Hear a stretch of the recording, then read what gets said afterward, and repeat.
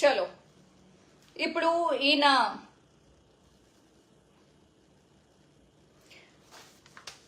ఈ కొజ్జేష్ గారి పోరాటాలు ఉద్యమాలంటే ఎక్కడంటే జనాల్లోకి వచ్చి చేయడు, ఏ ఆఫీస్ ముందుకు వెళ్ళి కూర్చుని అన్యాయాన్ని ప్రశ్నించడు. ఇతను ప్రశ్నించడం ఏంటంటే, ఇతని ఉద్యమాలు ఎక్కడ ఉంటాయంటే, ఇతని పోరాటాలు ఏంటంటే ఏసీ గదుల్లో ఒక కెమెరా ముందు, ఒక యూట్యూబ్ ముందు, గూగుల్లోను లేకపోతే ఇదేంటి ఫేస్బుక్ లోను చేసే ఉద్యమాలు పోరాటాలు ఈయనవి. ఇతన్ని నమ్మేసి ఏదో పొడిసేస్తున్నాడు అని చెప్పి కొంతమంది ఫ్యాన్స్ ఎవరైతే తయారయ్యారో ఆల్రెడీ ఇతను చేసిన మోసాలకి కొంతమంది బయటకు వచ్చారు. వాళ్ళ దగ్గర మాట్లాడుకుని ఎవరు ఉండాలి అనేది నిర్ణయించుకోండి. లేదు మాకు ఇంకా బుద్ధి రాలేదు అంటే బుద్ధి వచ్చే వరకు అక్కడే ఆడవండి. ఇతను చేసే పనులు ఏంటంటే ఇదేంటి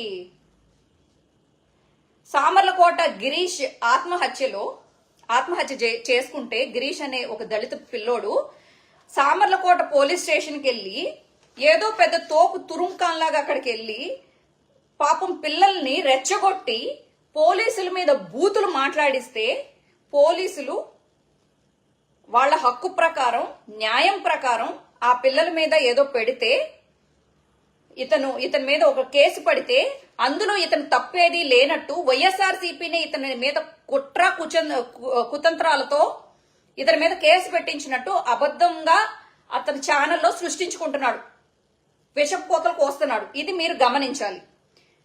మందు తాగి పోలీసుల్ని తిట్టమని అంబేద్కర్ రాజ్యాంగం రాయలేదు రాజేష్, నీ కోసం ప్రత్యేకంగా రాయలేదు.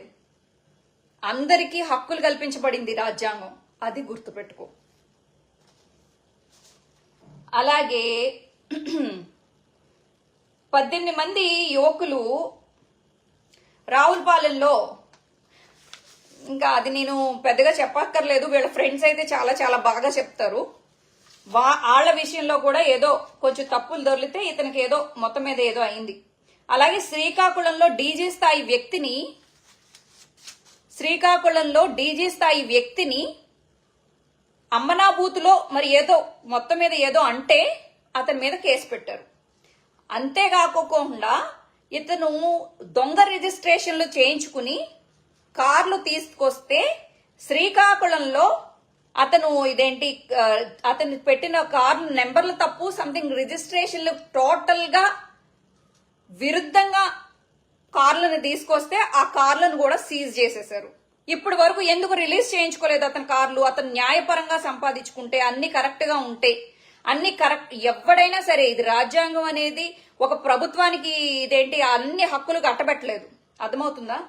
నువ్వు కరెక్ట్ గా ఉంటే నువ్వు కార్లు ఎందుకు విడిపించుకోలేదు? ఒక విషయం నీ ఫ్యాన్స్ కి చెప్పు. ఎందుకు దొంగ నెంబర్లు ఉపయోగించి దొంగ కార్లు వాడుతున్నావు?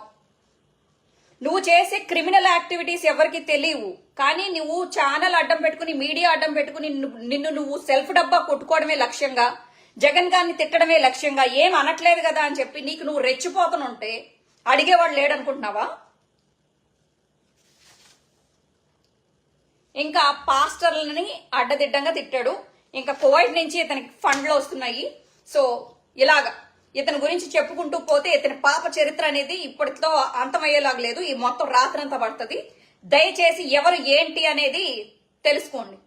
మహాసేన రాజేష్ గారు నా గురించి లైవ్ చేసేటప్పుడు, నా గురించి మాట్లాడేటప్పుడు, వైఎస్ఆర్సీపీ గురించి కుళ్ళు మాటలు మాట్లాడేటప్పుడు, విషం చిమ్మేటప్పుడు నేను ఒక దాన్ని అడ్డం వస్తానని గుర్తుపెట్టుకోండి. అలాగే ఆడదాన్ని కదా, అబలని కదా, ఒక హిందువుని కదా, ఒక స్త్రీని కదా, ఒక భారతీయురాల్ని కదా అని తక్కువ అంచనా వేస్తే నా పవర్ ఏంటో మీకు ఇలా మాటలతోనూ ఫేస్బుక్ లైవ్ల్లోనూ చెప్పను. టైం వచ్చినప్పుడు అంతకంతా తీర్చేస్తాను. రెడ్లని అడ్డదిడ్డంగా తిట్టినా, రెడ్లు నీ ఇంట్లో ఏదో పని చేసుకునే వాళ్ళలాగా, నీ అడ్డాల్లో బిడ్డల్లాగా నువ్వు ఇష్టం వచ్చినట్టు మాట్లాడినా, ఇంకా ఆ తర్వాత ఈ సోషల్ మీడియాకు ఉన్న రెస్ట్రిక్షన్స్ చేత నేను కొన్ని మాట్లాడట్లా. నిన్ను నీ కులాన్ని చూసో నీ మతాన్ని చూసో మాట్లాడట్లా. నీకున్న మైండ్ సెట్ లూజ్ అయింది, దాన్ని టైట్ చేయడానికి రిపేర్ చేయాల్సిన అవసరం మాతో వస్తుందేమో జాగ్రత్త అని చెప్తున్నాం. అర్థమవుతుందా? శ్రీరెడ్డి ఏదో ఉత్తి బెదిరింపులు, ఉత్తి డాష్లు, ఊరేగింపులా ఉండదు. ఆ తర్వాత దగ్గరకు వచ్చిన తర్వాత ఏడ్చి కొట్టుకుంటావు నా కొడక.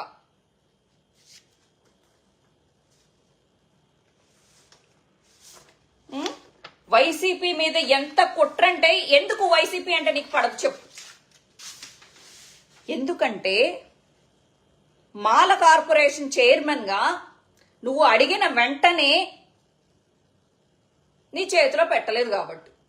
ఏం చూసి చేతిలో పెడతారు? వైఎస్ఆర్సీపీ మాల కార్పొరేషన్ అధ్యక్షుడిగా నిన్ను ఏం చూసి పెట్టాలి? మహాసేన అంటే ఏంటి? మహాసేనలో ఎంతమంది ఉన్నారు? నువ్వు మొన్న రీసెంట్ గా ఒక గీనవర్సరీనో ఏదో ఏడిసావు. ఎంతమంది వచ్చారు? తిప్పి తిప్పి కొడితే ఒక 300-400 మంది కూడా రాలేదు. అంటే నీకు చూసే ఫాలోవర్స్ అందరూ నీకు ఓట్లు ఇదేంటి నీ సపోర్టర్స్ అనుకుంటున్నావా? లేకపోతే నీకేదో ఒక అసలు మహాసేన అనేది కేవలం ఒక మీడియా ఛానల్.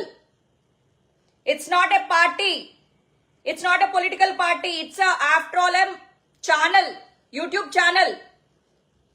నీలాగా ఎంతో మందికి, కొన్ని వందల మందికి, వేల మందికి మీడియా ఛానల్స్ ఉన్నాయి. వాళ్ళందరూ నా వెనకాల ఎంతమంది ఉన్నారు, నా వెనకాల ఎంతమంది ఉన్నారంటే నా వెనకాల 1 కోటి మంది ఉన్నారు. నువ్వు మాట్లాడే పాయింట్ బాగుందా?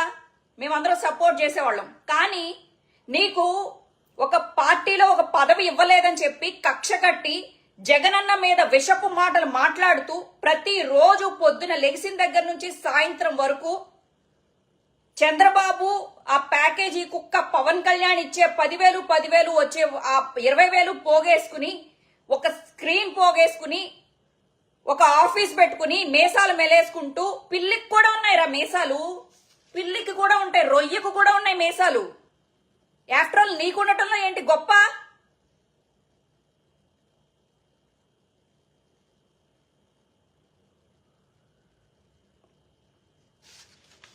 నీ మీద ఏమేం కేసులు ఉన్నాయి? ఆ కేసులు కూడా ఎందుకు పెట్టారు? ఆ కేసులను కూడా నువ్వు ఎలా హైలైట్ చేసుకుంటావో ఒకసారి మాట్లాడదాం.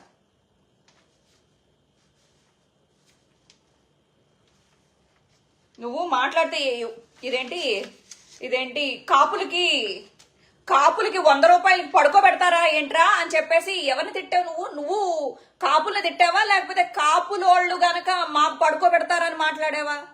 నాగబాబు కూతురు నిహారికని, చిరంజీవి కూతురు శ్రీజాని, వాళ్ళ పెళ్లిళ్ళ గురించి, వాళ్ళ సైడ్ వ్యవహారాల గురించి ఎంత గలీజ్ గా మాట్లాడారు. ఈ జనసేన వాళ్ళకి సిగ్గు, లజ్జ, మానం, అభిమానం ఏమైనా ఉంటే ఆ నాగబాబు గారు ఈడి సంఖ్య ఎందుకు నాగుతున్నాడో, ఈడి సంఖ్య అంత కమ్మగా ఎలా అయ్యిందో. మరి 100 రూపాయలకి తీసుకుని వేళ్ల పెళ్ళాలని ఆళ్ళకు పడుకోబెట్టారు, కాపుల పెళ్ళాలని ఈ ఎస్సీలకు పడుకోబెట్టారు, ఎస్సీలకు పడుకోబెట్టారా? ఎస్సీల పెళ్ళాలను తీసుకొచ్చి ఆళ్ళకు పడుకోబెట్టాడా అని మాట్లాడే ఓ మహాసేన రాజేష్ కి మీరు కాపులు ఎంత బాగా రెస్పెక్ట్ చేస్తున్నారంటే వీడి మాటలే పరమావధి కింద అంత పరమాణంలాగా ఎలా నచ్చుతున్నాయో నాకు అర్థం కాలేదు. అంత గలీజ్ మాటలు తిట్టించుకుని.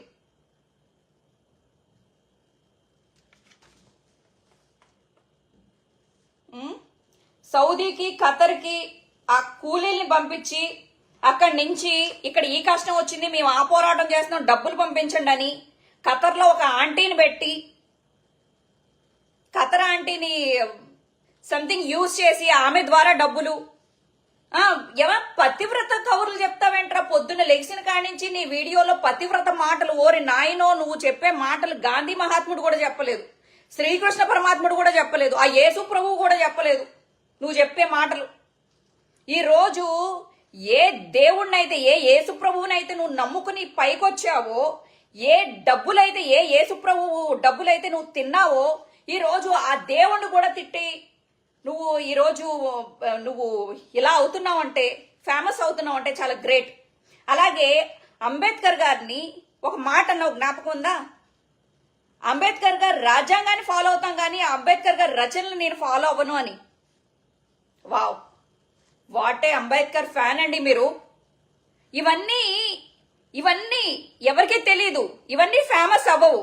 వాడు మాట్లాడేది జగన్ గారిని అడ్డదిడ్డంగా మాట్లాడుతుంటే మాత్రం వాటికి మాత్రం వ్యూస్ వస్తాయి. వీడి హిస్టరీ తెలుసుకుంటే ఎవడైనా థూ కుక్క అని తిడతారు. మనకి అవన్నీ అవసరంలా. ఈ రోజు జగన్మోహన్ రెడ్డి గారిని తిట్టాడా? ఇదే నా హాట్ టాపిక్. బాబాయ్ హత్య ఎలా జరిగింది వీళ్ళకి తెలుసు కదా. మరి మీరే శిక్షలు వేసేయచ్చు కదా, మీరే అరెస్ట్ చేసేయచ్చు కదా, మీకు తెలిసిపోయింది కదా. ఆ 0.5 గాడికి, ఈ కొజ్జసేన గాడికి, అలాగే ఇంకెవరమ్మా అదేంటి ఆ సిబిఎన్ కదమ్మా, ఏదో బిఎన్,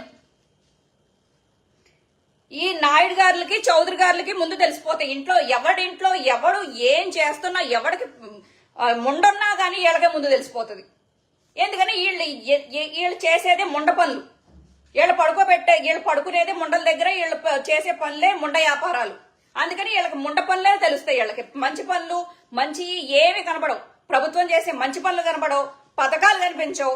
ఎంతసేపు ఎవడింట్లో ఏం జరుగుతుందా అని గోడకి చెవు ఆనించుకుని సందు పొక్కల్లో నుంచి చూసుకుంటా వీళ్ళని పట్టుకుని ఏలాడుకుంటా అక్కడ ఏం జరుగుతుంది చెప్పు నాకు, నేను న్యూస్ పేపర్లో రాసుకోవాలి, ఏం జరుగుతుంది చెప్పు నాకు అని అక్కడొకడిని 100కి 50కి పెట్టి బ్రోకర్ నా కొడకల్లారా, సిగ్గులేని ఎదవల్లారా, మీది ఒక బతికేంట్రా?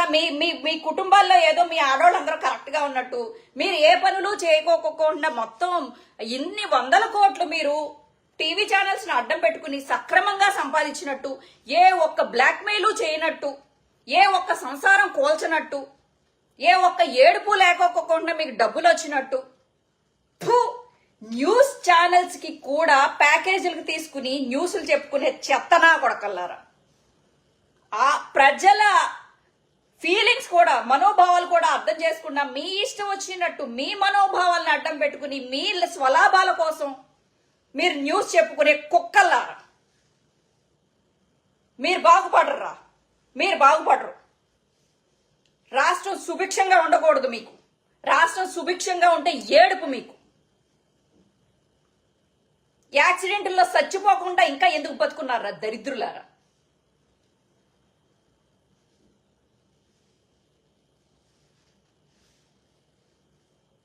జగన్ అన్న ఏం చేసినా